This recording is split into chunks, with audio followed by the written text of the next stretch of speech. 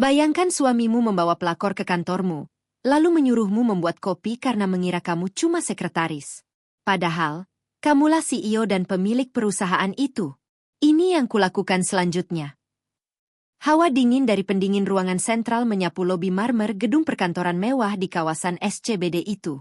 Aroma khas biji kopi pekat yang menguar dari kafe di sudut lobi biasanya membawa ketenangan tersendiri bagi Kiara. Namun pagi itu, ketenangan tersebut pecah oleh derap tajam hak sepatu stiletto yang menghantam lantai marmer dengan ritme arogan. Seorang wanita muda dengan kacamata hitam besar bertengger di atas kepala, melangkah masuk seolah ia adalah pemilik gedung bernilai triliunan rupiah ini.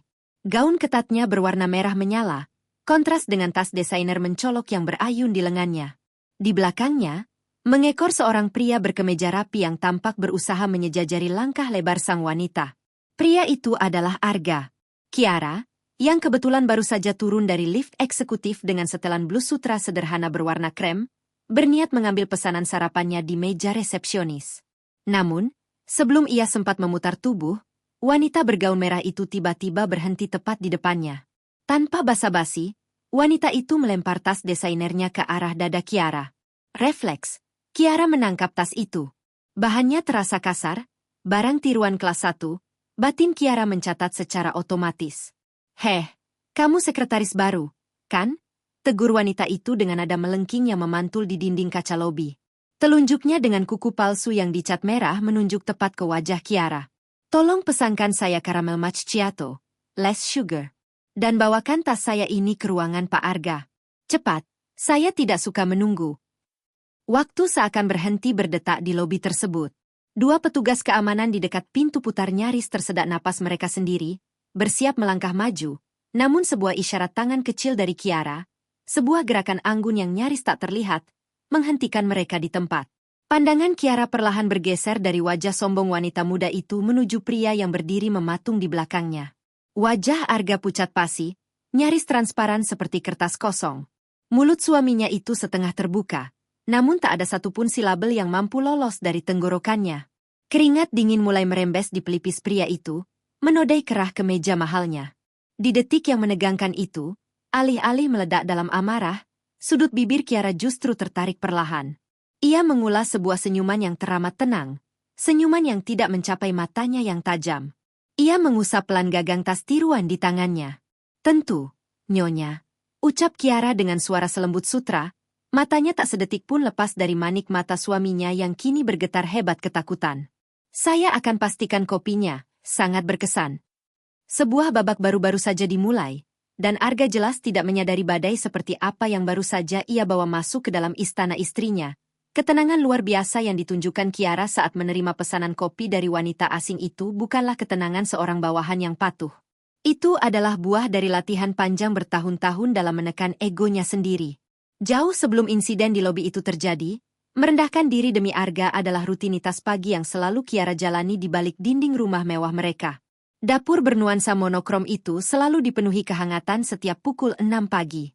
Suara desisan mesin pembuat kopi menjadi latar harmoni kehidupan rumah tangga yang selama ini Kiara pertahankan mati-matian. Ia selalu memastikan cangkir keramik hitam kesukaan Arga terisi kopi hitam pekat dengan suhu yang pas, tersaji berdampingan dengan sarapan hangat. Suatu pagi, aroma roti panggang menguar memenuhi ruang makan saat Dimas, adik kandung Kiara, mampir untuk mengambil beberapa dokumen. Dimas bersandar di meja dapur pulau, melipat lengan kemejanya sambil menatap tajam ke arah kakaknya yang sedang sibuk mengikatkan dasi di leher Arga. "Kau kelihatan lelah, Ra," tegur Dimas pelan setelah Arga berpamitan pergi ke garasi, memamerkan senyum puas setelah dilayani bak seorang raja. "Sampai kapan kau mau main sandiwara begini? Dia itu cuma manajer pemasaran, Ra. Dan kau yang punya gedung tempat dia memarkir mobilnya. Kenapa kau yang sibuk mengurus hal remah begini?" Kiara menghela napas panjang. Ia mengambil kain lap, menghapus es sisa remah roti di meja marmer dengan gerakan pelan yang ritmis. Laki-laki butuh dihormati, Dim. Harga diri mereka itu rapuh. Kalau dia merasa istrinya terlalu jauh di atasnya, pernikahan ini tidak akan seimbang.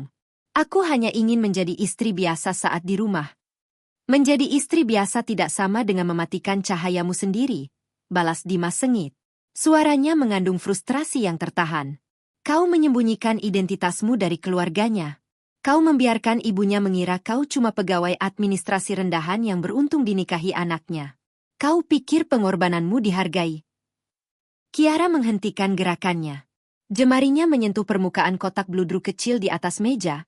Sebuah pena Montblanc custom berhias ukiran emas elegan bertuliskan, "Untuk pemimpinku." Itu adalah hadiah ulang tahun pernikahan yang sengaja ia pesan untuk Arga bulan depan. Simbol dari betapa ia meninggikan suaminya, meski realitas berbicara sebaliknya. Arga pria yang baik, gumam Kiara, seolah sedang meyakinkan dirinya sendiri. Dia hanya butuh waktu untuk bersinar. Dan tugasku adalah menjaga panggungnya agar dia tidak merasa tersaingi. Namun, seiring gema langkah kaki Dimas yang meninggalkan dapur pagi itu, sebuah keheningan yang berat menyelimuti Kiara. Ia menatap pantulan wajahnya di permukaan teko kopi yang mengilap. Ia telah memberikan segalanya, menekan segala kehebatannya sendiri ke dasar jurang yang paling gelap, hanya agar Arga bisa berdiri di tempat yang terang. Pertanyaannya kini, apakah pria yang ia beri panggung itu benar-benar menggunakannya untuk hal yang benar? Atau justru memakainya untuk menginjak bayangan Kiara lebih dalam lagi? Di lantai 40 gedung digital TKPR, dunia berputar dengan aturan yang berbeda. Dinding-dinding kaca patri yang menjulang tinggi membatasi ruang-ruang divisi, menciptakan hierarki tak kasat mata di mana setiap langkah dan keputusan bernilai miliaran rupiah. Disinilah Kiara adalah Tuhan. Namun, di lantai ini pula, sandiwara terbesarnya dimainkan setiap hari. Hanya Rina, sekretaris pribadi sekaligus tangan kanannya, yang mengetahui rahasia terbesar perusahaan, bahwa pria berlagak bos di divisi pemasaran lantai 20 adalah suami dari sang CEO. Dari balik kaca gelap ruang kerjanya yang kedap suara, Kiara berdiri dengan tangan terlipat di dada. Matanya menatap tajam ke arah layar monitor pengawas internal. Di layar itu, terlihat Arga tengah membentak seorang staf junior di lorong divisinya. Tali lanyard berwarna biru tanda level manajerial menggantung angkuh di leher Arga, berayun-ayun seirama dengan telunjuknya yang menusuk-nusuk udara. Rina melangkah masuk ke ruangan membawa setumpuk map, berdiri di samping Kiara, ikut memperhatikan layar tersebut. Terdengar helaan napas sinis dari sekretaris berpenampilan necis itu. Ini sudah ketiga kalinya minggu ini Pak Arga memarahi staf tanpa alasan yang jelas. Bu, lapor Rina dengan nada datar namun menyiratkan ketidaksetujuan yang kental. Kinerjanya bulan ini tidak mencapai target. Presentasinya kemarin berantakan, dan kita hampir kehilangan klien dari Singapura kalau ibu tidak turun tangan diam-diam menyuap agensi mitra untuk menutupi kesalahannya. Kiara memejamkan mata sejenak, merasakan denyut nyeri di pelipisnya. Ia berjalan menuju meja kerjanya yang luas, menyentuh sandaran kursi kulit CEO yang besar dan mendominasi ruangan. Kursi itu adalah simbol kekuasaannya, sebuah tahta yang ia bangun dari keringat dan air mata, yang lucunya selalu menjadi bahan fantasi Arga di rumah tentang bagaimana rasanya menjadi penguasa. Biarkan saja dulu, Rin, ucap Kiara lelah, menghempaskan tubuhnya ke kursi empuk tersebut.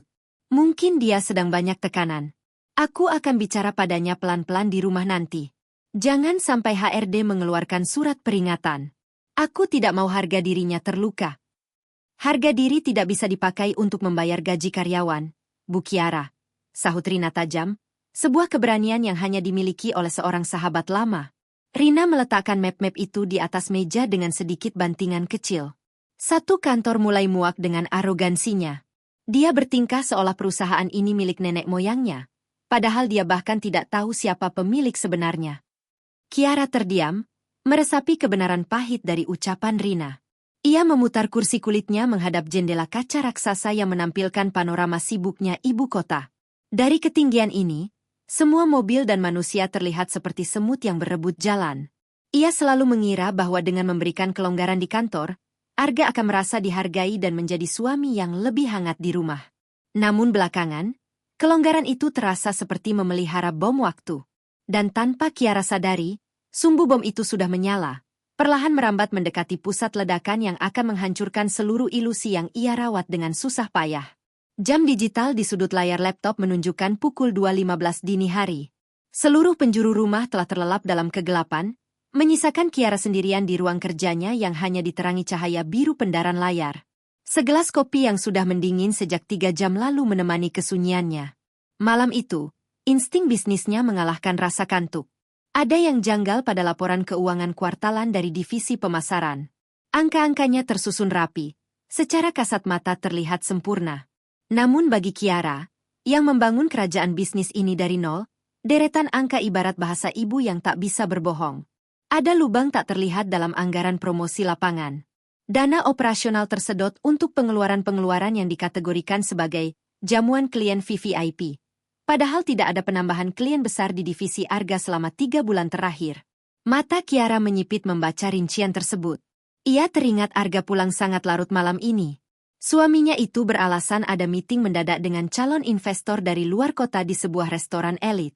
Didorong oleh rasa penasaran yang mulai meracuni benaknya, Kiara bangkit dari kursi. Ia berjalan mengendap-endap keluar dari ruang kerja, menuju sofa di ruang tengah tempat Arga melempar jas dan lanyard birunya begitu saja sebelum tertidur pulas di kamar. Langkah Kiara nyaris tak bersuara di atas karpet tebal.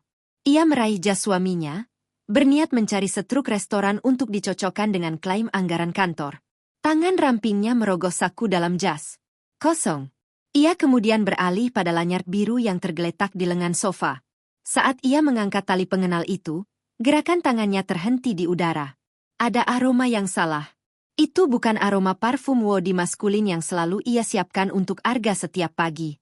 Itu juga bukan aroma asap rokok atau kopi dari kafe tempat meeting. Itu adalah aroma parfum wanita. Manis, menyengat, dengan sentuhan vanila murahan yang menusuk hidung. Aroma itu menempel kuat di tali lanyard. Seakan-akan si pemilik parfum sengaja mengalungkan lengannya ke leher Arga dalam waktu yang sangat lama. Jantung Kiara berdebar tidak karuan. Napasnya tiba-tiba terasa sesak, seolah pasokan oksigen di ruang tengah itu mendadak habis. Tangannya yang memegang lanyard bergetar pelan. Ia mendekatkan tali itu ke hidungnya sekali lagi. Dan kali ini, kepastian menghantamnya bagai palu godam. Ia mengenali jenis wewangian ini. Ini bukan parfum seorang profesional di ruang rapat. Ini adalah parfum seseorang yang berusaha menarik perhatian.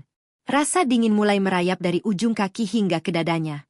Ribuan serpihan memori yang selama ini ia abaikan kini menyatu membentuk sebuah gambar yang mengerikan. Lemburnya Arga yang tak berujung, tagihan kartu kredit divisi yang membengkak, arogansinya yang semakin tak terkendali di kantor, dan kini aroma ini. Di tengah kegelapan ruang tamu, Kiara meremas tali lanyard itu hingga buku-buku jarinya memutih. Kebohongan itu ternyata tak hanya bersarang di laporan keuangan, tapi telah menyusup masuk ke dalam rumahnya, mengotori setiap jengkal pengorbanan yang ia lakukan selama ini. Dan yang paling menyakitkan, ia baru menyadari bahwa ia sendiri yang telah membukakan pintu untuk kebohongan itu. Pagi harinya, awan kelabu menggantung rendah di langit Jakarta, seolah menggemakan badai yang tengah berkecamuk di dalam dada Kiara. Ruang CEO di lantai 40 terasa lebih dingin dari biasanya. Tidak ada alunan musik klasik yang biasa mengiringi pagi hari sang direktur utama. Hanya ada keheningan yang mencekam. Kiara duduk tegak di atas kursi kulit CEO-nya. Tangannya bertumpu di atas meja kaca yang dingin, jemarinya terus memutar-mutar pena Montblanc Custom yang seharusnya menjadi hadiah ulang tahun pernikahan itu. Matanya merah, namun tidak ada setetes pun air mata yang mengalir. Ia sudah menghabiskan kuota menangisnya tadi malam di lantai kamar mandi, di bawah guyuran shower agar suaminya tidak mendengar isak tangisnya yang hancur. Pintu kayu mahoni ruangannya diketuk perlahan sebelum terbuka. Rina masuk dengan langkah hati-hati, membawa sebuah map tebal berwarna merah, warna yang dalam kode internal mereka berarti sangat rahasia dan mendesak. "Ibu memanggil saya?" tanya Rina pelan. Ia bisa melihat perubahan drastis pada aura atasannya. Tidak ada lagi Kiara sang istri yang pemaaf. Yang duduk di sana kini adalah predator bisnis yang bersiap menerkam mangsanya. "Duduk, Rin," perintah Kiara singkat. Suaranya datar, tanpa intonasi, namun menyimpan otoritas yang mutlak. "Apa yang kau temukan?" Rina menelan ludah. Ia duduk di seberang meja dan membuka map merah tersebut. "Sesuai perintah Ibu subuh tadi, saya langsung meminta petugas kebersihan yang membersihkan ruangan Pak Arga untuk menahan semua sampah kertasnya sebelum dibuang ke shredder. Saya juga meminta salinan mutasi kartu kredit perusahaan divisi pemasaran secara langsung ke bank tanpa melewati kepala keuangan." Rina mengeluarkan beberapa lembar kertas dan menyusunnya di depan Kiara. Itu adalah salinan setruk-setruk transaksi. 2 hari lalu, kartu kredit kantor digunakan untuk menyewa suite room di Hotel Bintang 5.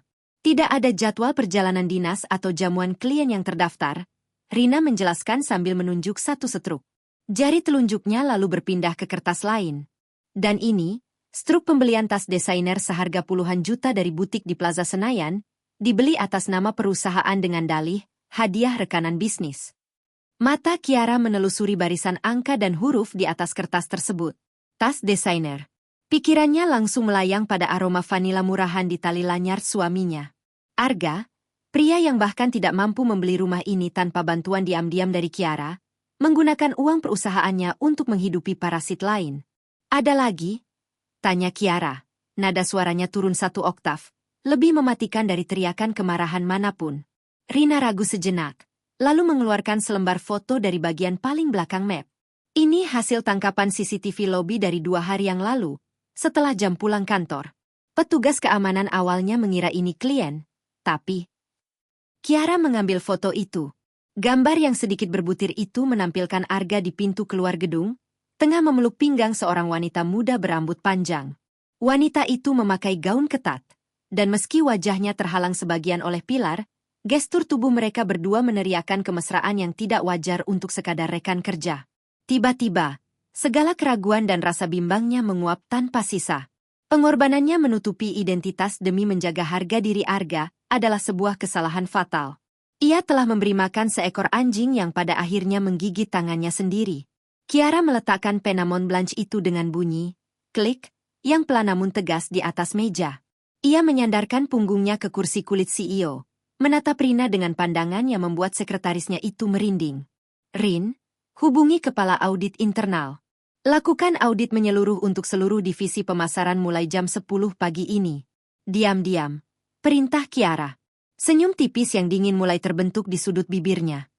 Aku ingin tahu seberapa dalam suamiku menggali kuburannya sendiri sebelum aku menendangnya masuk ke dalam sana. Bagi Kiara, ilusi tentang keluarga bahagia sudah hancur lebur malam itu. Mulai detik ini, tidak ada lagi istri yang patuh. Yang ada hanyalah pemilik tahta yang siap menuntut kembali kerajaannya dari tangan seorang pengkhianat. Cahaya temaram dari lampu gantung kristal di atas meja makan memantulkan bayangan panjang di dinding ruang makan malam itu. Denting sendok dan garpu yang beradu dengan piring porselen memecah kesunyian yang terasa jauh lebih pekat dari biasanya. Kiara memotong daging steak di piringnya dengan gerakan pelan dan terukur, seolah sedang membedah sebuah masalah yang rumit, sementara di seberang meja, Arga mengunyah makanannya dengan lahap, sepenuhnya abai pada badai yang bergolak di balik mata istrinya. Masakan BI Sumi malam ini enak sekali, puji Arga, memecah keheningan. Ia mengusap mulutnya dengan serbet kain, memamerkan senyum puas yang selama bertahun-tahun selalu berhasil meluluhkan hati Kiara. Namun malam ini, senyum itu tampak seperti topeng murahan yang menjijikkan. Ya, jawab Kiara singkat, tanpa mengangkat wajahnya. Sangat memuaskan. Arga mengerutkan kening, menyadari betapa dinginnya nada suara istrinya. Kamu sakit, Ra? Dari tadi diam saja. Pekerjaan di kantor administrasimu sedang banyak ya? Pertanyaan itu meluncur begitu saja, ringan dan penuh nada meremehkan yang terselubung. Sebuah pengingat menyakitkan tentang sandiwara yang Kiara ciptakan sendiri. Kiara mengangkat pandangannya perlahan, menatap tepat ke dalam pupil mata pria yang telah berbagi tempat tidur dengannya selama 10 tahun. Betapa butanya ia selama ini. Ia telah membangun tahta untuk suaminya, dan pria ini mengira ia bisa mendudukinya sambil menginjak kepala Kiara. Hanya sedikit lelah, balas Kiara dengan senyum tipis yang tak menyentuh matanya. Ada banyak hal kotor yang harus dibersihkan akhir-akhir ini. Arga tertawa kecil, tidak menangkap makna ganda dari kalimat tersebut. Makanya, jangan terlalu memaksakan diri. Kalau kamu capek bekerja jadi admin, berhenti saja. Biar aku yang menanggung semuanya. Karirku sedang bagus-bagusnya sekarang. Proyek pemasaranku sukses besar, dan aku yakin posisiku di perusahaan akan segera naik. Rasa mual seketika mengaduk perut Kiara. Kesombongan yang keluar dari mulut pria yang memanipulasi kasbon perusahaan untuk membiayai perselingkuhannya itu sungguh di luar nalar. Kiara meletakkan alat makannya perlahan. Aku sudah selesai. Aku harus memeriksa beberapa email, ucap Kiara seraya bangkit berdiri. Ia membalikkan badan sebelum Arga bisa merespons, melangkah meninggalkan ruang makan dengan punggung tegak. Sesampainya di ruang kerja pribadinya, Kiara mengunci pintu. Ia berjalan menuju meja, menyentuh sandaran kursi kulitnya yang kokoh, Simbol otoritas yang sebentar lagi akan ia gunakan sepenuhnya. Ponsel di saku blusnya bergetar halus. Sebuah pesan masuk dari nomor yang tak dikenal, namun ia tahu pasti siapa pengirimnya. Rina telah merekomendasikan agensi detektif swasta terbaik sore tadi. Kiara membuka pesan tersebut. Hanya ada satu kalimat singkat. Target sudah teridentifikasi. Kami mulai melakukan pelacakan 24 jam penuh. Jari Kiara mengetik balasan dengan cepat dan mantap. Kumpulkan semua bukti finansial dan rekam jejak visualnya. Jangan tinggalkan satu celah pun. Layar ponsel memudar menjadi gelap, memantulkan wajah Kiara yang kini tak lagi menampakkan keraguan. Tirai sandiwara ini akan segera ditarik paksa, dan ia akan memastikan penonton utamanya tidak bisa melarikan diri dari panggung kehancuran. Dentuman musik elektronik yang menghentak dada memenuhi lounge eksklusif di salah satu gedung pencakar langit ibu kota. Asap dari cerutu mahal dan aroma parfum kelas atas bercampur baur di udara, menciptakan atmosfer kemewahan yang memabukkan. Di salah satu sofa beludru merah di sudut VIP, Arga duduk menyandarkan tubuhnya dengan angkuh. Tangan kirinya memegang gelas berisi minuman keras impor, sementara tangan kanannya merangkul erat pinggang seorang wanita muda yang duduk menempel padanya. Wanita itu adalah Bella. Gaun sutra hitamnya melekat ketat membentuk tubuh. Wajah cantiknya dipoles riasan sempurna yang menonjolkan tulang pipinya yang tegas. Bella tertawa manja, memamerkan deretan giginya yang putih bersih menanggapi lelucon Arga yang sebenarnya tidak terlalu lucu. Sebelum melangkah masuk ke tempat ini, Arga sempat berhenti sejenak di tempat parkir VIP.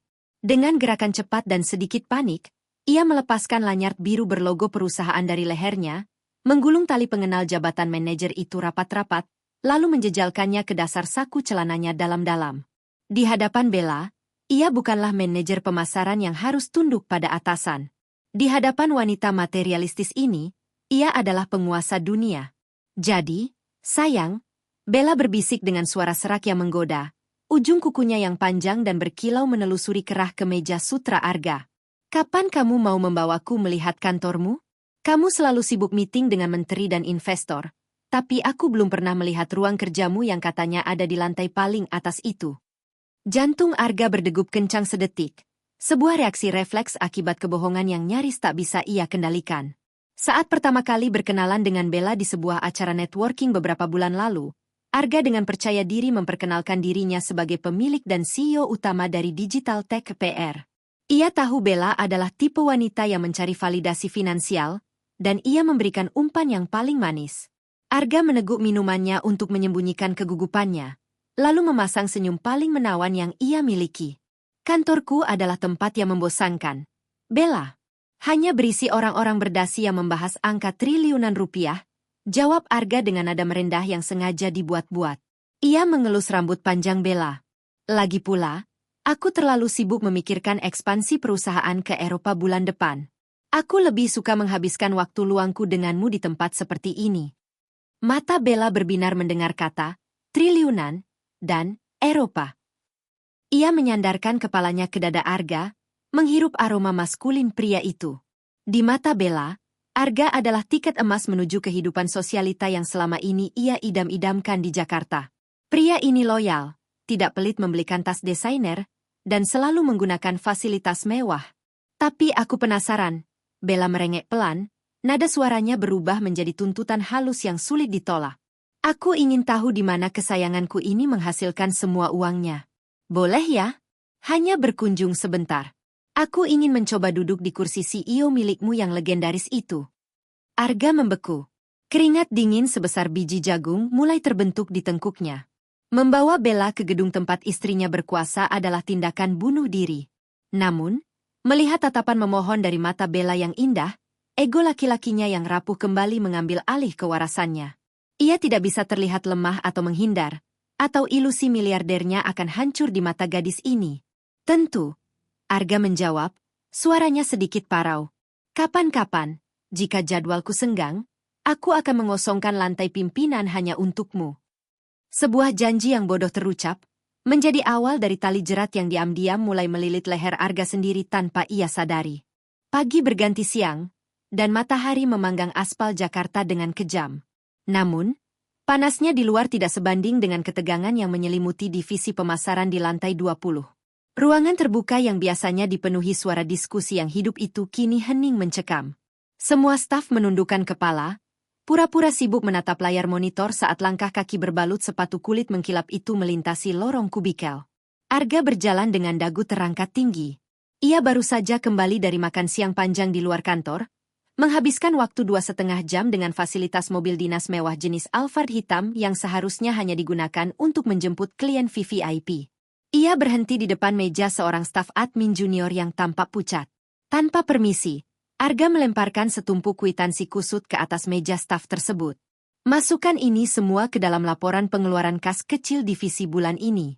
Keterangannya, jamuan entertainment mitra agensi dari luar kota, perintah Arga dengan nada memerintah yang tak terbantahkan. Staf junior itu, seorang pemuda berkacamata yang baru bekerja 6 bulan, menatap ragu tumpukan kertas tersebut. Matanya menangkap logo beberapa butik pakaian wanita bermerek, dan tagihan sebuah salon kecantikan premium. Maaf, Pak Arga. Pemuda itu tergagap, suaranya bergetar. Tapi, ini sepertinya tagihan barang pribadi. Bagian keuangan pusat kemarin baru saja mengeluarkan memo ketat soal penertiban pengajuan kasbon. Saya takut ini akan ditolak atau diaudit. Mendengar kata, ditolak, wajah Arga seketika memerah karena marah. Egonya yang baru saja dipompa penuh oleh pujian bela saat makan siang tadi seakan ditusuk jarum. Ia mencondongkan tubuhnya ke depan, menekan telapak tangannya dengan keras ke atas meja pemuda itu. "Kamu tahu siapa saya?" desis Arga tajam, memastikan suaranya cukup keras untuk didengar oleh kubikel di sebelahnya. "Saya yang menghasilkan uang untuk perusahaan ini.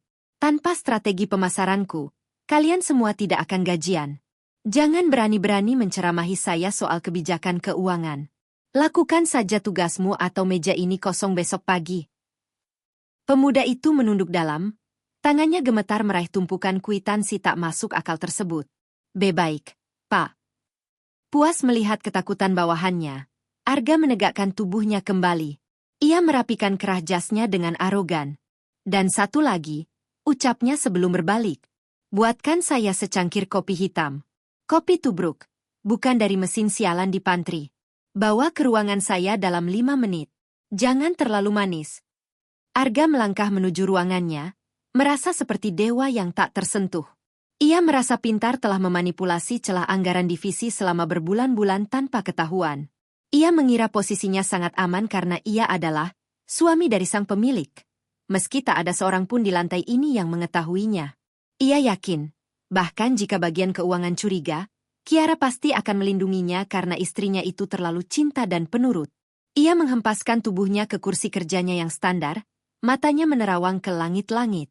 Pikirannya melayang pada rencana akhir pekan romantis di Bali bersama Bella yang akan dibiayai oleh tumpukan kwitansi palsu tadi. Namun, saat Arga meraih pena untuk menandatangani formulir permintaan dana ratusan juta rupiah dari laci mejanya, ia tidak pernah menyadari satu hal. Formulir itu, beserta setiap sen pergerakan uang yang ia lakukan, telah lama disadap dan kini sedang berpindah secara real-time ke layar monitor di lantai 40, diawasi oleh sepasang mata tajam yang tak lagi memiliki belas kasihan. Udara di ruang CEO terasa membekukan tulang. Kiara duduk mematung di balik meja kerjanya yang luas. Di hadapannya, tergeletak sebuah amplop coklat tebal yang baru saja diantarkan secara rahasia oleh kurir khusus setengah jam yang lalu. Amplop itu sedikit menggembung, seolah menyimpan bisa mematikan yang siap menyebar begitu segelnya dibuka. Dengan tangan yang anehnya sangat stabil, Kiara menarik ujung pembuka amplop. Berkas-berkas di dalamnya meluncur keluar, menyebar di atas permukaan kaca meja. Ada tumpukan foto beresolusi tinggi, salinan mutasi rekening, dan dokumen pelacakan aset. Kiara mengambil foto teratas. Gambar itu diambil dari jarak jauh, namun cukup jelas menampilkan wajah suaminya yang tengah mencium kening Bella di lobi sebuah apartemen mewah, apartemen yang biaya sewanya dibayar menggunakan rekening rahasia yang dananya ditarik dari vendor perusahaan fiktif buatan Arga. Foto berikutnya menampilkan Arga membelikan perhiasan. Foto selanjutnya adalah tangkapan layar percakapan mesra mereka, di mana Arga berulang kali membual tentang bagaimana ia membawahi ribuan karyawan di gedung megah ini. Sebuah rasa sesak yang luar biasa menghantam dada Kiara. Udara seakan ditarik paksa dari paru-parunya. 10 tahun. 10 tahun ia menelan ambisinya sendiri saat di rumah, memakai baju murahan saat arisan keluarga Arga agar suaminya tidak merasa minder, memasakkan sarapan setiap pagi, dan berpura-pura bodoh hanya agar pria ini bisa merasa menjadi pemimpin. Dan ini balasannya. Setetes air mata panas mengalir di sudut mata Kiara, jatuh menetes tepat di atas wajah Arga pada lembaran foto tersebut. Namun, kesedihan itu hanya bertahan selama satu tarikan napas panjang. Begitu Kiara menghembuskan napasnya, kesedihan itu mengeras, membeku menjadi kemarahan yang dingin dan absolut. Ia mengusap kasar sisa air mata di pipinya. Sang istri penurut telah mati detik itu juga, menyisakan sang CEO yang berhati baja. Pintu ruangannya terbuka. Rina masuk bersama Pak Hermawan, Kepala Divisi Keuangan. Keduanya tampak tegang dan berhati-hati. Duduk. Perintah Kiara datar. Ia memutar kursinya, menatap lurus ke arah Pak Hermawan. Bagaimana hasil audit internal divisi pemasaran? Pak Hermawan membuka map biru di pangkuannya. Tangannya sedikit gemetar. Buruk sekali. Bu Kiara. Sangat kotor. Ada indikasi penggelapan dana lewat skema markup vendor bodong untuk promosi acara di luar kota. Nominal sementaranya mencapai hampir 2 miliar rupiah selama 6 bulan terakhir. Dan jejak tanda tangannya. Semua mengarah pada persetujuan final dari Pak Arga. Rina melirik ke arah Kiara, menahan napas. Ia tahu nominal itu bisa membawa suami sahabatnya ini langsung ke balik jeruji besi. Kiara terdiam cukup lama. Matanya beralih pada pena Montblanc Custom berukir kalimat pengabdian yang tergeletak di sudut mejanya. Pena itu kini terlihat seperti sebuah lelucon satir yang murahan. Ia meraih pena itu, membuka tutupnya dengan bunyi, klik, yang keras, lalu menarik selembar kertas kosong berlogo perusahaan. Siapkan berkas pemecatan dengan tidak hormat untuk Arga. Kumpulkan semua bukti kerugian perusahaan, dan siapkan draft pelaporan ke kepolisian atas tuduhan penggelapan dan penipuan korporat, ucap Kiara tegas, jemarinya lincah menuliskan sesuatu di atas kertas tersebut. Pak Hermawan tampak ragu. Maaf, Bu. Apakah Ibu yakin ingin membawa ini ke ranah hukum? Mengingat hubungan kekerabatan Ibu dengan beliau. Kiara berhenti menulis. Ia mendongak, menatap mata direktur keuangannya itu dengan tatapan predator. Di dalam gedung ini, Pak Hermawan, tidak ada kekerabatan. Yang ada hanya pengkhianat perusahaan yang harus dihancurkan sampai ke akar-akarnya. Ia menyodorkan kertas yang baru saja ditandatanganinya menggunakan pena Montblanc tersebut. Itu adalah surat perintah pembekuan seluruh akses finansial Arga yang akan aktif dalam waktu 48 jam. Jaring laba-laba telah selesai dianyam, dan mangsanya kini hanya tinggal menunggu waktu untuk terjerat di tengah-tengahnya tanpa jalan keluar. Matahari sore menyisakan semburat jingga yang memantul di kaca-kaca gedung pencakar langit saat Kiara melangkah masuk ke dalam rumahnya. Arga sudah pulang lebih dulu, tengah duduk santai di sofa ruang tengah sambil menonton televisi, menyilangkan kakinya dengan nyaman. Segelas kopi hangat yang baru dibuat oleh asisten rumah tangga berada di meja di depannya. Melihat Kiara datang, Arga menoleh dan tersenyum wajar, seolah pria yang berselingkuh dan merampok uang perusahaan di belakang istrinya adalah orang yang sama sekali berbeda. Tumben pulang cepat, Ra? Sapa Arga santai, meraih cangkir kopinya dan menyesapnya pelan. Biasanya jam segini kamu masih sibuk di ruang fotokopi kantor bosmu itu. Kalimat merendahkan itu tidak lagi menyakiti Kiara. Sebaliknya, itu terdengar seperti musik pengiring menuju adegan pembantaian yang indah. Kiara berjalan perlahan mendekati sofa, meletakkan tas kerjanya di atas nakas dengan gerakan teratur yang menyembunyikan perhitungan mematikan di dalam kepalanya. Iya, atasanku memintaku untuk bersiap-siap, jawab Kiara santai. Nada suaranya dibuat sedikit lelah agar terdengar meyakinkan. Mulai lusa, aku harus ikut rombongan bos ke Singapura untuk survei lokasi pameran baru. Mungkin aku akan berada di sana selama 3 atau 4 hari. Gerakan tangan Arga yang memegang cangkir kopi tiba-tiba terhenti di udara. Matanya membesar sedetik sebelum ia buru-buru menyembunyikan kilat kegembiraan yang terpancar di sana. Ia meletakkan cangkir itu kembali ke meja, berusaha menutupi antusiasmenya dengan nada suara yang simpatik. Wah, mendadak sekali? Singapura ya? Arga berdehem, berpura-pura prihatin. Pasti sangat melelahkan jadi staf lapangan. Tidak apa-apa, kamu pergi saja. Urusan rumah biar aku yang urus. Aku juga kebetulan jadwalnya agak senggang lusa, jadi aku bisa istirahat di kantor tanpa banyak tekanan. Istirahat di kantor. Kiara hampir saja mendengus sinis mendengar kebohongan itu. Ia tahu persis apa arti senggang bagi Arga. Terima kasih, Mas, kamu memang suami yang paling pengertian, ucap Kiara lembut, sebuah pujian beracun yang ditelan bulat-bulat oleh suaminya. Kiara berbalik menuju kamar utama, meninggalkan Arga yang kini sibuk mengeluarkan ponselnya dengan tergesa-gesa. Dari bayangan koridor gelap di luar ruang tengah, Kiara berdiri terdiam. Ia memandangi suaminya yang kini sedang mengetik pesan di ponselnya dengan senyum lebar yang menjijikkan. Kiara tak perlu menyadap ponsel itu untuk mengetahui apa isi pesannya. Sesuai dugaannya, Arga langsung mengambil kesempatan dalam kesempitan. Di saat ia mengira istri bodohnya sedang berada ratusan kilometer jauhnya di luar negeri, Arga merasa ini adalah momen sempurna untuk membuktikan bualannya kepada sang pelakor. Di layar ponsel Arga, terkirim sebuah pesan singkat ke nomor Bella. Kantor akan kosong lusa dari jajaran direksi. Sayang, datanglah jam 10 pagi. Aku akan tunjukkan kerajaanku, dan kau bisa duduk di kursi CEO milikku selama yang kau mau. Kiara membalikkan badannya, melangkah masuk ke dalam kamarnya yang gelap.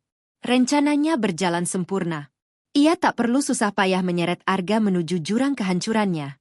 Pria itu sendiri yang dengan sukarela melompat ke dalamnya, membawa serta wanita simpanannya. Panggung telah disiapkan, kursi kulit CEO menanti di lantai 40, dan sang ratu telah bersiap menyambut kedatangan para badut yang akan menari di atas bara api kehancuran mereka sendiri. Lampu indikator lift berdenting nyaring saat pintu bajanya terbuka di lantai 20. Arga melangkah keluar dengan dada membusung, menghirup udara dingin beraroma pengharum ruangan lavender yang mengalir dari ventilasi sentral. Hari ini, ia merasa seperti raja yang sesungguhnya.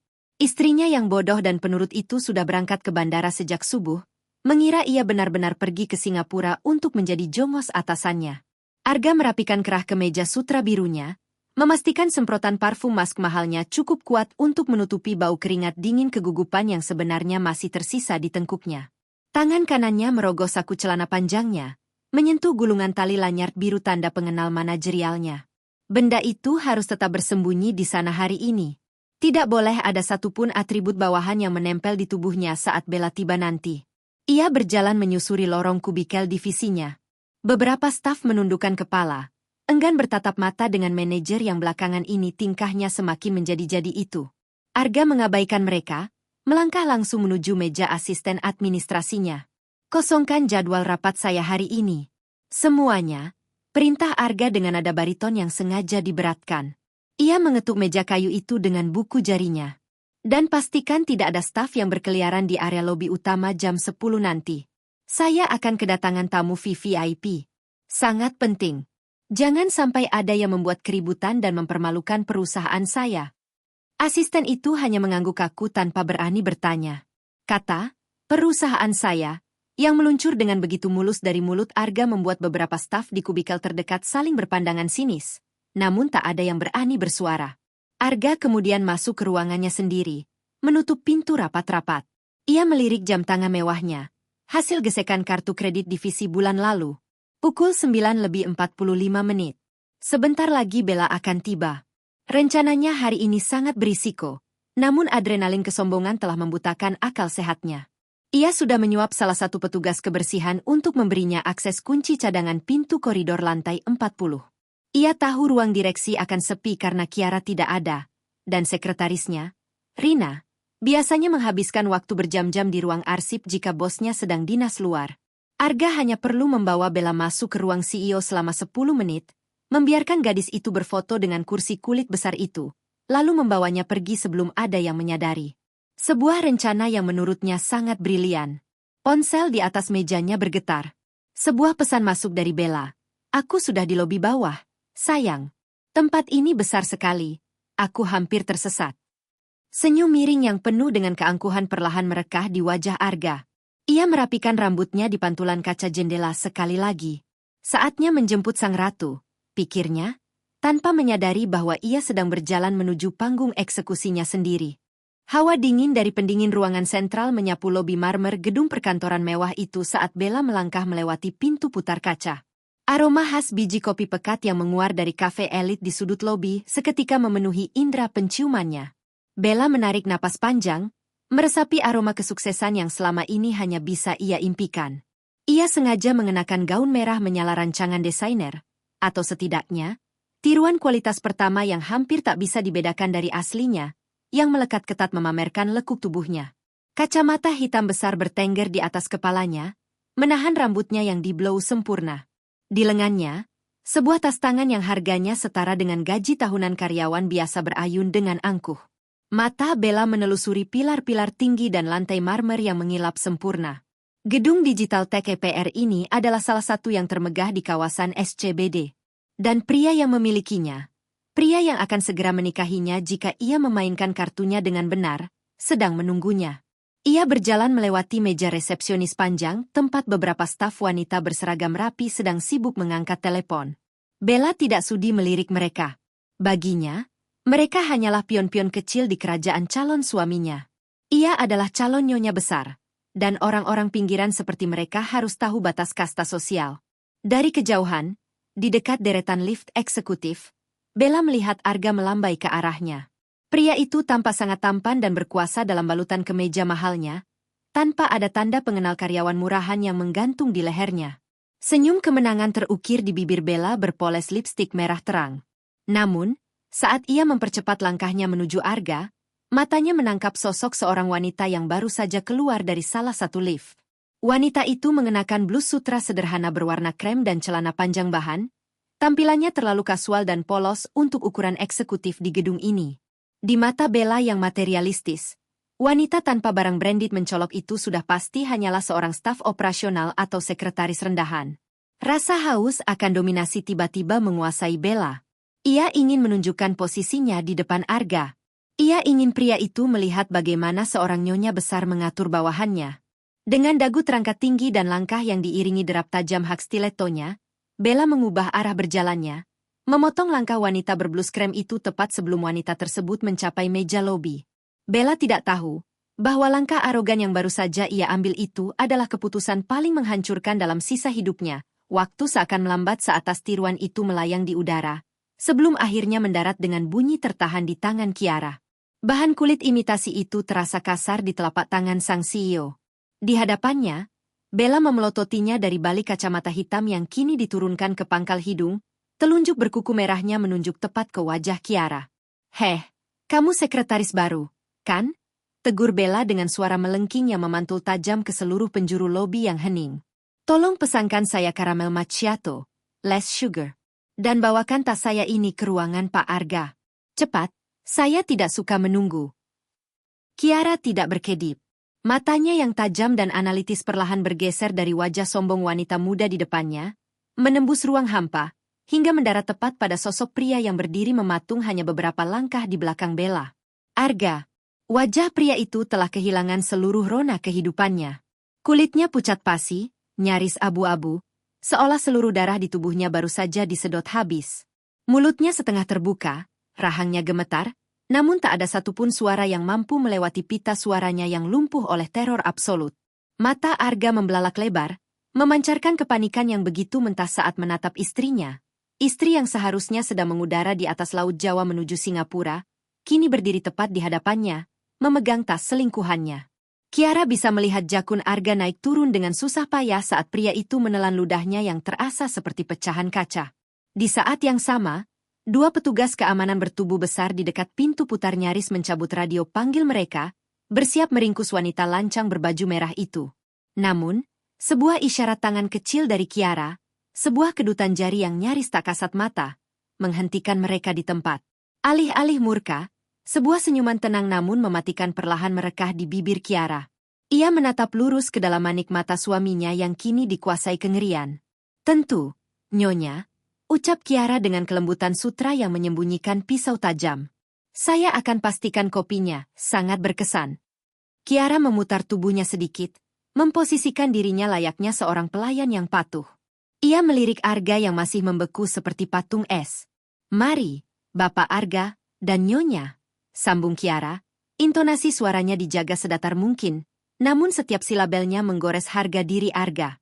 "Silakan menuju ke ruang utama di lantai 40. Saya akan mengantarkan pesanan Anda ke sana." Mendengar kata, lantai 40, lutut Arga nyaris menyerah. Ia tahu persis apa yang menunggu di sana. Itu bukan sekadar ruangan, itu adalah ruang eksekusi.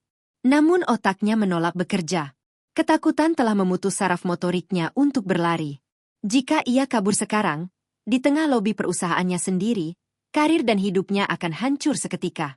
Bella, yang sama sekali buta akan badai yang sedang mengamuk di depan matanya, memutar bola matanya dengan angkuh. Bagus. Kerja yang cepat. Wanita itu lalu menarik lengan Arga yang masih kaku. Ayo, sayang. Tunjukkan padaku kursimu itu. Dengan langkah gontai layaknya narapidana yang digiring menuju tiang gantungan, Arga membiarkan dirinya ditarik oleh Bella menuju lift eksekutif. Kiara berdiri mematung di tengah lobi, menatap pintu lift yang menutup perlahan, menelan suami dan parasitnya itu ke dalam perut gedung. Senyum di wajah Kiara lenyap seketika. Matanya menggelap. Sedingin lautan di malam tanpa bintang. Ia berbalik, melangkah menuju lift lain yang akan membawanya ke satu-satunya tempat di mana ia bisa meracik akhir dari kisah konyol ini. Pantry direksi. Ruang pantry khusus direksi di lantai 40 berdinding kaca buram, memisahkan hiruk-pikuk dunia luar dengan kesunyian sterilisasi di dalamnya. Hanya terdengar dengung pelan dari mesin pendingin dan desisan tajam dari mesin espresso Italia saat uap panasnya menembus serbuk kopi pilihan. Kiara berdiri kaku di depan konter marmer hitam. Di hadapannya, sebuah cangkir keramik elegan perlahan terisi oleh cairan pekat berwarna segelap malam. Aroma kopi yang intens dan pahit menguar memenuhi ruangan, menusuk hidung dan memorinya secara bersamaan. Tiba-tiba, pandangannya mengabur. Ingatan itu datang tanpa diundang, bergulung seperti ombak yang menghantam karang. Ia melihat dirinya sendiri 10 tahun yang lalu, di dapur kontrakan sempit mereka yang pengap. Saat itu, Arga baru saja dipecat dari pekerjaan pertamanya. Pria itu menangis di meja makan, merasa tidak berguna. Dan Kiara ada di sana, menyeduhkan secangkir kopi saset murahan, memeluk punggung suaminya, membisikkan kata-kata penenang bahwa ia akan bekerja lebih keras agar mereka bisa bertahan hidup. Kiara mengingat setiap malam tanpa tidur yang ia habiskan untuk merintis agensinya dari nol. Ia mengingat setiap kali ia menyembunyikan bonus tahunannya agar Arga tidak merasa gajinya terlalu kecil. Ia mengingat rasa sakit di hatinya ketika ibunda Arga merendahkannya di acara keluarga, dan Kiara hanya menunduk diam agar suaminya tidak terjebak dalam posisi yang sulit. Air mata yang sejak semalam ia tahan akhirnya tak mampu lagi dibendung. Satu tetes air mata meluncur bebas, jatuh dan pecah di atas konter marmer yang dingin. Itu adalah air mata kesedihan. Duka cita atas matinya seorang wanita bernama Kiara yang bodoh, pemaaf, dan terlalu mencintai pria yang salah. Mesin espresso berdenting, tanda kopi telah siap. Suara itu menyentak Kiara kembali ke realitas. Ia menarik napas panjang yang terputus-putus, mengusap kasar pipinya dengan punggung tangan. Saat ia menghembuskan napas itu kembali, segala kelemahan, rasa kasihan, dan sisa-sisa cintanya ikut terbuang bersama udara. Matanya yang merah kini berubah menjadi sebongkah es yang tak tertembus. Ia meraih cangkir itu. Tidak ada tambahan susu. Tidak ada tambahan karamel atau gula seperti permintaan konyol pelakor itu. Ini adalah kopi hitam murni. Pahit, kelam, dan membangkitkan, persis seperti realita yang akan segera ia suguhkan. Di atas nampan perak yang mengkilap, Kiara meletakkan cangkir kopi tersebut. Di sebelahnya, ia menaruh map merah tebal berisi semua bukti penggelapan dana dan foto-foto perselingkuhan, beserta sebuah pena Mont Blanc custom. Pena yang seharusnya menjadi hadiah ulang tahun pernikahan, kini beralih fungsi menjadi alat pencabut nyawa karir Arga. Kiara mengangkat nampan itu dengan kedua tangannya yang kini tak lagi bergetar. Posturnya berubah seketika.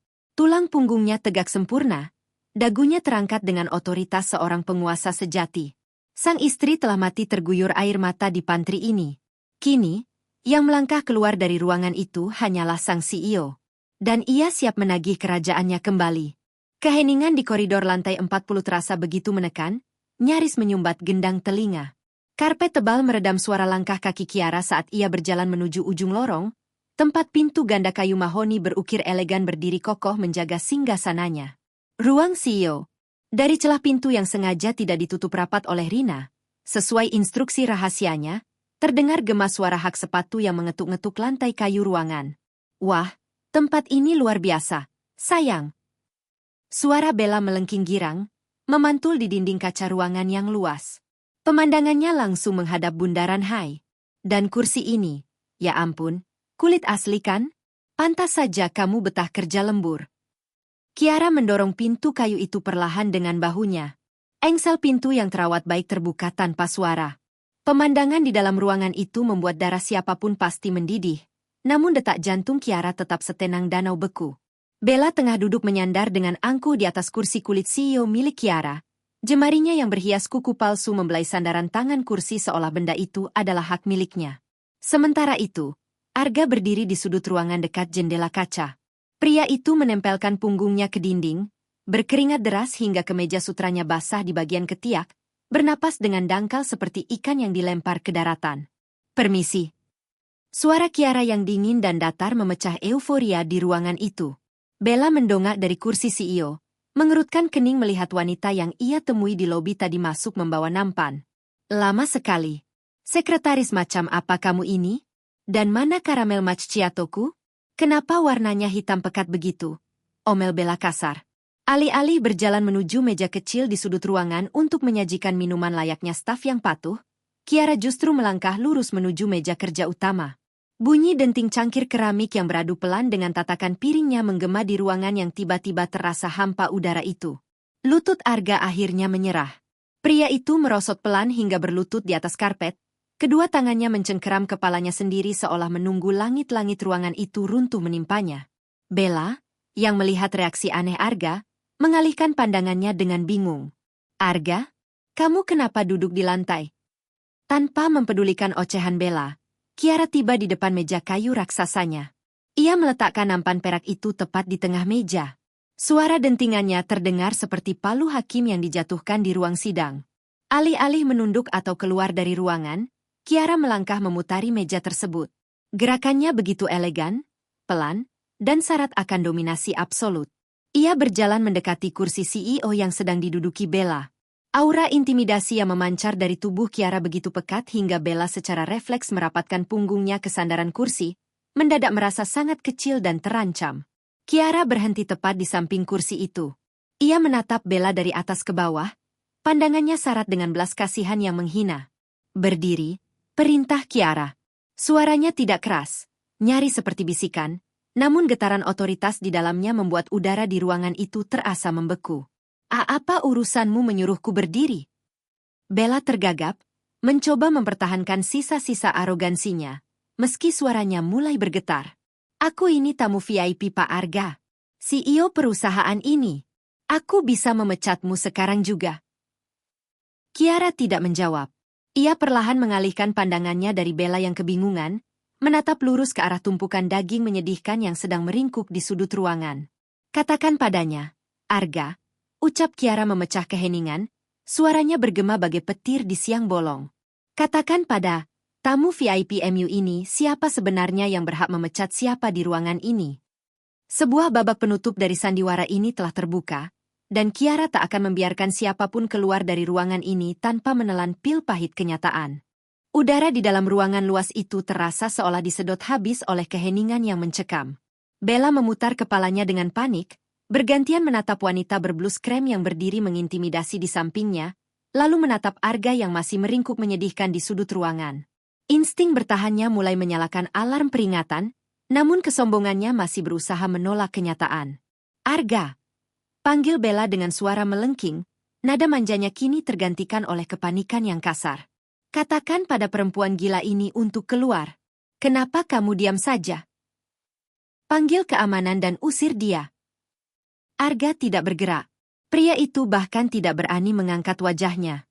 Jari-jarinya mencengkeram karpet tebal di bawahnya seolah ia berharap lantai itu akan terbuka dan menelannya bulat-bulat. Keringat dingin menetes dari pelipisnya, menodai kerah kemeja sutra yang dibelinya dengan uang hasil manipulasi.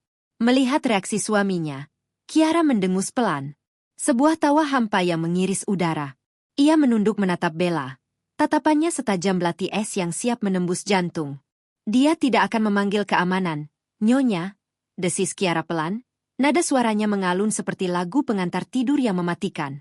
"Karena jika keamanan datang, orang pertama yang akan mereka seret keluar dari gedung ini adalah pria pengecut yang sedang berlutut di sana itu." Bella menelan ludah dengan susah payah. Kuku-kuku palsunya mencengkeram erat sandaran lengan kursi kulit itu, mencoba mencari pegangan. Apa maksudmu? Kamu ini cuma sekretaris."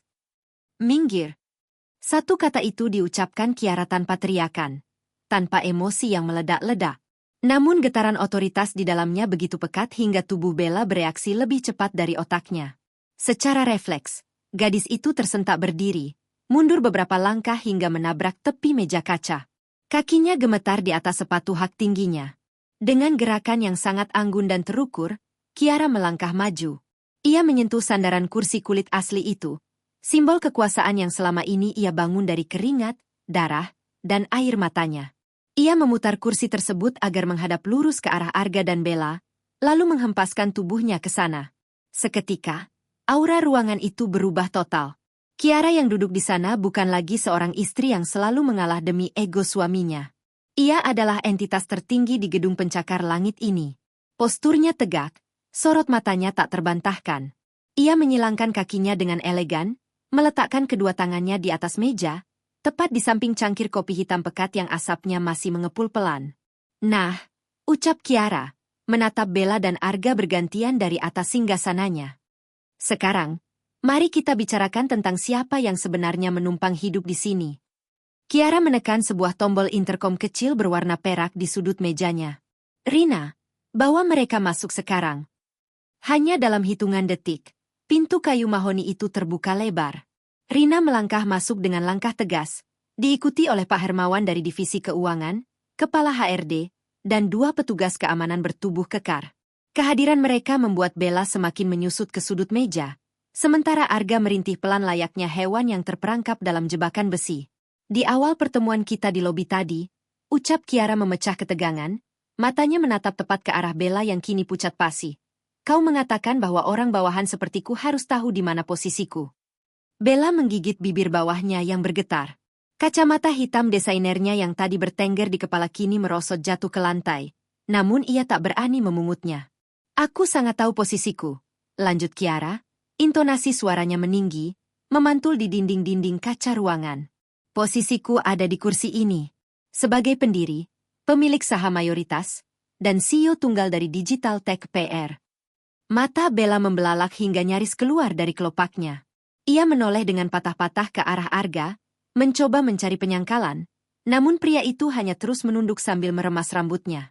Kiara memberi isyarat dengan dagunya. Rina maju selangkah, melempar sebuah benda ke arah Arga. Benda itu jatuh tepat di depan lutut pria tersebut dengan bunyi bergemerincing pelan. Itu adalah lanyard biru dengan kartu ID karyawan. Dan posisimu, Arga, ucap Kiara dingin, adalah sebagai manajer pemasaran tingkat menengah. Seorang bawahan yang hidupnya sepenuhnya kubayar. Kiara kemudian membuka map merah di hadapannya. Ia mengeluarkan selembar demi selembar bukti dan melemparnya ke tengah meja kaca agar Bella bisa melihatnya dengan jelas. Pak Hermawan, panggil Kiara. Direktur keuangan itu berdehem, membuka catatannya. Berdasarkan audit internal pagi ini, Saudara Arga telah memalsukan laporan keuangan dan menggelapkan dana operasional perusahaan sebesar 1,8 miliar rupiah selama 6 bulan terakhir. Dana tersebut dialirkan ke vendor fiktif, yang sebagian besar digunakan untuk menyewa apartemen mewah, membeli barang desainer kelas 1, dan berlibur menggunakan fasilitas dinas. Dan tebak untuk siapa barang-barang mewah itu dibeli? Sambung Kiara dengan senyum sinis yang mengiris. Ia menatap tas kulit imitasi yang tadi dilempar Bella ke arahnya. Sayang sekali, bahkan dengan uang hasil mencuri pun, ia hanya mampu membelikanmu barang tiruan. Tapi kurasa itu sangat pantas. Perempuan palsu, tas palsu, dan miliarder palsu. Ruangan itu mendadak terasa kehilangan pasokan oksigen. Fakta-fakta yang diucapkan layaknya rentetan peluru yang menembus tepat ke jantung ilusi yang selama ini mereka hidupi. Permainan telah berakhir, dan papan caturnya baru saja dibakar habis oleh sang ratu.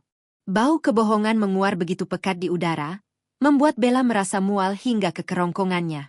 Pandangannya terpaku pada deretan kertas mutasi rekening dan foto-foto tagihan yang berserakan di atas meja kaca. Di sana, tercetak jelas tanggal-tanggal di mana ia menerima hadiah dari Arga. Tanggal yang sama saat dana perusahaan ini dirampok. Dunia Bella seakan berputar dengan kecepatan yang mengerikan. Pria yang selama berbulan-bulan ini ia pamerkan kepada teman-teman sosialitanya, pria yang ia yakini akan memberikannya istana dan jet pribadi, ternyata tidak lebih dari seorang karyawan pencuri yang menumpang hidup pada istrinya. Istrinya! Mata Bella beralih pada wanita yang duduk dengan ketenangan absolut di kursi kulit itu. CEO sungguhan. Miliarder sungguhan. Wanita yang tadi ia suruh membuatkan kopi. Rasa malu yang luar biasa panas menjalar dari leher hingga ke wajah Bella, membakar sisa-sisa kesombongannya menjadi abu. Namun, di atas rasa malunya, ketakutan yang jauh lebih besar mulai mencekik lehernya. Uang 1,8 miliar. Penggelapan dana korporat. Polisi. Penjara. Otak Bella yang biasanya hanya memikirkan warna lipstik dan merek tas kini bekerja dengan kecepatan maksimal. Jika Arga dilaporkan ke polisi, ia akan terseret sebagai penadah barang hasil kejahatan. Masa depannya sebagai influencer elit akan hancur lebur tergantikan oleh seragam oranye tahanan. Amarah meledak di dada Bella. Ia tidak akan membiarkan pria pecundang ini menyeretnya ke dasar jurang. Dengan napas memburu dan gigi gemeretak, Bella melangkah lebar mendekati Arga yang masih berlutut di lantai. Tanpa ragu sedetik pun, ia mengayunkan tangannya sekuat tenaga. Plak! Suara tamparan itu terdengar sangat keras dan renyah, bergema tajam di sudut ruangan. Kepala Arga terlempar ke samping. Sebuah cap 5 jari berwarna merah menyala langsung tercetak jelas di pipinya yang pucat. Pria keparat! Teriak Bella histeris. Air mata kemarahan merusak riasan matanya yang mahal. Penipu miskin! Beraninya kau menjebakku dalam masalah kotor ini. Jangan pernah sebut namaku jika kau ditangkap polisi. Dasar parasit menjijikkan. Tanpa menunggu balasan dari pria yang masih memegangi pipinya yang kebas itu, Bella berbalik. Ia bahkan tidak mempedulikan tas tiruannya yang tergeletak di lobi tadi. Ia berlari keluar dari ruang CEO, langkah stilettonya terdengar panik dan tak beraturan menyusuri koridor, melarikan diri dari kastel ilusi yang kini runtuh menimpanya. Kiara menyaksikan adegan itu dengan wajah sedatar tembok. Tidak ada kepuasan yang berlebihan di matanya. Ia hanya membiarkan hama yang satu memusnahkan hama yang lain sebelum ia membersihkan sisa kotorannya. Kepergian Bella meninggalkan keheningan yang lebih pekat dan menyedihkan. Dua petugas keamanan kini melangkah maju, masing-masing mencengkeram lengan Arga dan memaksanya berdiri kasar. Kaki Arga gemetar hebat hingga ujung sepatu kulitnya terseret di karpet saat ia diseret mendekat ke arah meja Kiara. Wajah Arga berantakan. Bekas tamparan memerah di sebelah pipinya, air mata keputusasaan membasahi wajahnya yang ketakutan, dan keringat membuatnya terlihat seperti tikus basah yang baru diseret dari got. Kiara, kumohon, rintih Arga, suaranya pecah terisak. Ia berusaha meronta pelan, namun cengkeraman keamanan terlalu kuat. Kumohon, ingat pernikahan kita. Ingat 10 tahun kita bersama.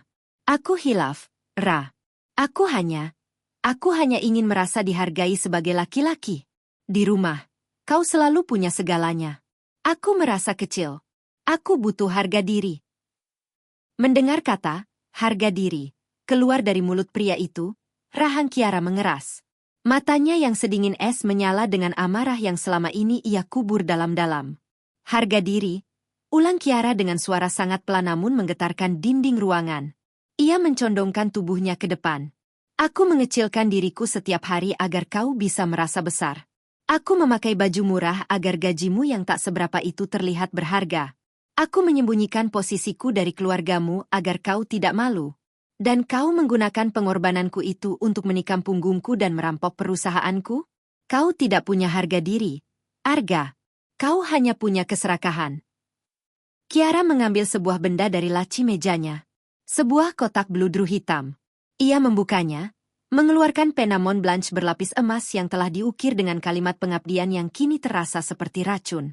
Ia melemparkan pena itu ke atas meja, tepat di depan dada Arga. Terdengar bunyi dentingan keras saat logam mahal itu menghantam kaca. Pegang pena itu, perintah Kiara mutlak. Tangan Arga yang bergetar hebat perlahan meraih pena tersebut, seolah benda itu dibalut oleh bara api. Kiara menyodorkan 2 buah dokumen tebal yang telah disiapkan oleh bagian hukum dan HRD. Yang pertama adalah surat pemecatan tidak hormat dan surat pernyataan pengakuan utang sebesar 2 miliar rupiah yang harus kau lunasi dalam waktu 30 hari, atau pengacaraku akan memenjarakanmu besok pagi, ucap Kiara tanpa ampun. Ia lalu menggeser dokumen kedua. Dan yang ini adalah surat gugatan cerai.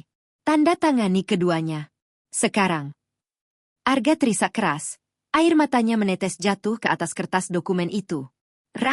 Tolong. Aku tidak punya uang sebanyak itu. Aku tidak punya tempat tinggal. Aku hancur, Tanda tangan. Tidak ada belas kasihan tersisa. Keputusan telah dijatuhkan. Dengan tangan yang kaku dan pandangan yang kabur oleh air mata, Arga menggoreskan tanda tangannya di atas kedua dokumen tersebut.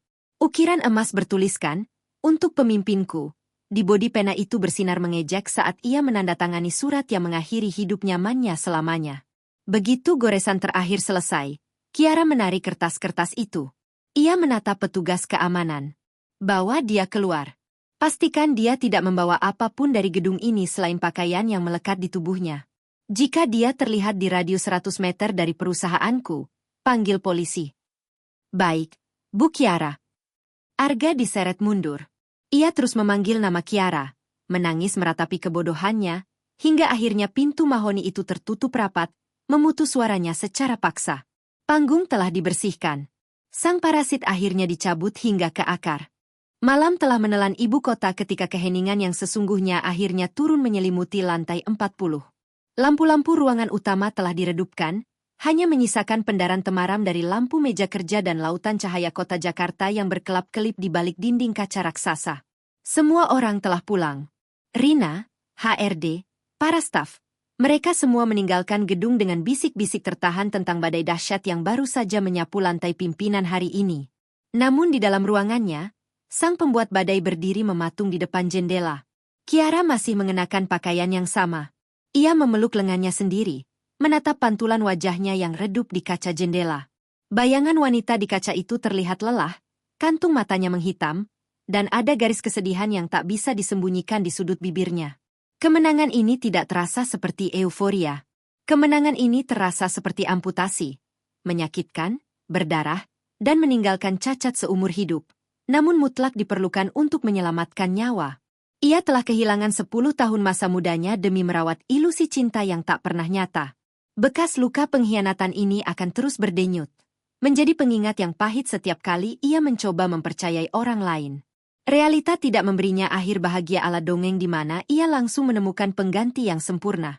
Namun, saat ia menoleh ke arah mejanya, sebuah kedamaian yang aneh merayap di dadanya.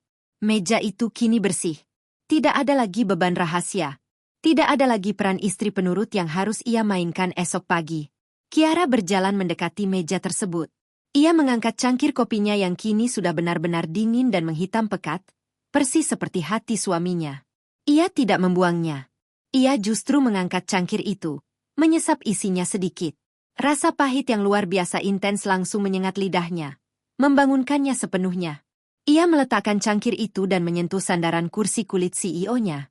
Ia bukan lagi bayangan yang bersembunyi di balik punggung seorang pria pengecut. Ia adalah pemilik tahta ini, seutuhnya dan selamanya. Ia menarik napas panjang, mengisi paru-parunya dengan udara yang kini terasa 100 kali lebih ringan. Malam ini adalah akhir dari sebuah kebohongan, dan besok, matahari akan terbit hanya untuknya. Musim penghujan kembali menyapa ibu kota dengan kejam, mengguyur aspal berlubang di kawasan pinggiran Jakarta Timur dengan air yang bercampur lumpur. Deru mesin motor dan klakson bersahutan, menciptakan harmoni bising yang menyakitkan telinga. Di sudut trotoar yang becek, seorang pria berbahu bungkuk berteduh di bawah terpal plastik milik seorang pedagang kaki lima. Jas hujannya yang tipis dan robek di bagian lengan tak mampu menahan dingin yang menusuk tulang. Wajah pria itu kuyu, ditumbuhi jambang yang tak terawat, dengan kantung mata yang menghitam seolah ia tak pernah tidur nyenyak berbulan-bulan. Itu adalah Arga. Di tangannya yang gemetar karena kedinginan, tergenggam sebuah map plastik kusam berisi brosur-brosur penawaran asuransi kelas bawah. Sudah lebih dari 1 tahun sejak ia diusir dari gedung pencakar langit itu. Hartanya habis disita untuk membayar ganti rugi 2 miliar yang dituntut oleh pengacara Kiara. Keluarganya mengusirnya karena tak tahan menanggung malu, dan teman-teman sosialitanya, termasuk Bella, menghilang bagai debu yang tertiup angin begitu mengetahui ia adalah buronan utang. Kini, setiap harinya dihabiskan dengan berjalan kaki belasan kilometer, menawarkan asuransi dari pintu ke pintu untuk komisi yang bahkan tak cukup untuk membeli makan malam yang layak. Harga diri yang dulu diagung-agungkannya kini telah hancur terlindas roda kehidupan yang berputar tanpa ampun. Arga mengusap wajahnya yang basah oleh tampias hujan. Saat ia mengangkat kepalanya untuk menatap jalanan yang macet, pandangannya tertuju pada sebuah videotron raksasa yang menempel di gedung seberang jalan. Layar LED raksasa itu menyala terang, membelah suramnya hujan sore itu. Di sana, tertampil wajah seorang wanita yang sangat ia kenal. Wanita itu mengenakan setelan jas putih yang elegan, rambutnya ditata sempurna, dan matanya memancarkan ketajaman dan kepercayaan diri yang luar biasa. Ia berdiri di atas podium, menerima penghargaan bergengsi dari majalah bisnis terkemuka tingkat Asia. Di bawah wajah wanita itu, terpampang huruf-huruf tebal bercahaya. Kiara Adinata, Woman of the Year, CEO paling inovatif tahun ini. Dada Arga terasa seperti dihantam godam-godam raksasa. Napasnya tercekat di tenggorokan. Wanita luar biasa yang sedang disorot oleh dunia itu pernah menjadi istrinya. Wanita itu pernah menyeduhkan kopi untuknya setiap pagi, memeluknya saat ia gagal, dan meletakkan dunia di bawah kakinya. Dan Arga, dalam kesombongan dan kebodohannya yang tak termaafkan, telah membuang berlian itu hanya demi memungut pecahan kaca di selokan. Layar Videotron berganti menampilkan iklan lain. Namun wajah tersenyum Kiara telah terukir permanen di benak Arga, menjadi sebuah kutukan yang akan menyiksanya hingga napas terakhirnya. Arga menundukkan kepalanya dalam-dalam, membiarkan air hujan menyembunyikan air mata penyesalan yang tak akan pernah bisa mengubah jalannya takdir. Karma telah menunaikan tugasnya dengan sangat sempurna. Menurut kalian, apakah balasan Kiara sudah cukup setimpal, atau justru masih kurang sadis? Kalau kamu yang berada di posisi Kiara, kamu pilih mana? A. Langsung penjarakan hari itu juga. Atau B. Permalukan pelan-pelan sampai mentalnya hancur? Tulis jawabanmu, A atau B, di kolom komentar sekarang, ya. Aku penasaran dengan pendapat kalian. Jangan lupa like dan subscribe untuk cerita seru lainnya.